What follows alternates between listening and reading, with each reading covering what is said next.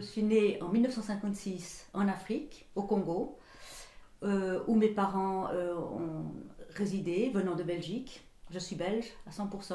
Et je peux dire que j'ai eu une enfance presque de nomade. J'ai fait beaucoup de musique pendant plusieurs années. Je croyais d'ailleurs que j'allais en faire ma formation principale. J'avais fait les beaux-arts parallèlement. Et puis, parce qu'il fallait gagner sa vie. Et je me disais, comme organiste, j'allais avoir un gagne-pain sûr que je n'aurais peut-être pas en tant qu'artiste plasticienne. Et c'est là que j'ai rencontré mon mari, un vrai coup de foudre, pour un bon vaudois. Puis, il a trouvé une place d'enseignant à Yverdon, à la HEIG, l'école d'ingénieurs. C'est là qu'on s'est mis à chercher un lieu de vie. Tout d'un coup, on est arrivé à Baume et ça a été l'émerveillement complet pour ce village. Un vrai coup de foudre. Et je vous assure que de graver ou d'imprimer à côté sur une presse, en pensant à la mémoire de cette pièce, à ce qui s'y est déroulé, à ses violons, à cette musique qu'il a fait chanter, à ce vieux monsieur, ça donne quelque chose de fort à votre travail. Il est habité, cet espace. Chez moi, il y a souvent quelque chose qui me secoue, qui m'ébranle émotionnellement. Il y a eu l'histoire de la grippe aviaire à l'époque, quand on mettait ces oiseaux encore vivants dans des sacs pour les étouffer, parce qu'ils étaient malades.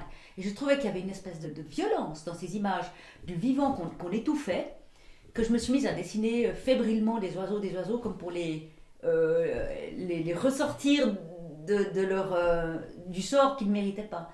On a beaucoup parlé des problèmes des ruches qui disparaissaient, des abeilles qui étaient malades, qui mouraient par milliers. Et là, je me suis mise à polliniser en quelque sorte l'univers pour faire revenir ces abeilles.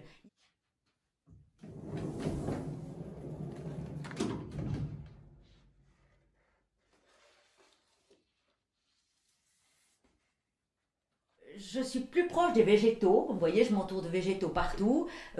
Pendant la pandémie, j'ai dessiné énormément de ronces. Et ces ronces, elles étaient pour moi une image, si vous voulez, de la souffrance qui s'exprimait dans ces tiges que je tirais et d'une espèce de forme de défense. Une simple herbe comme ça, moi, ça me touche infiniment parce qu'il y a de la vie là-dedans qui monte.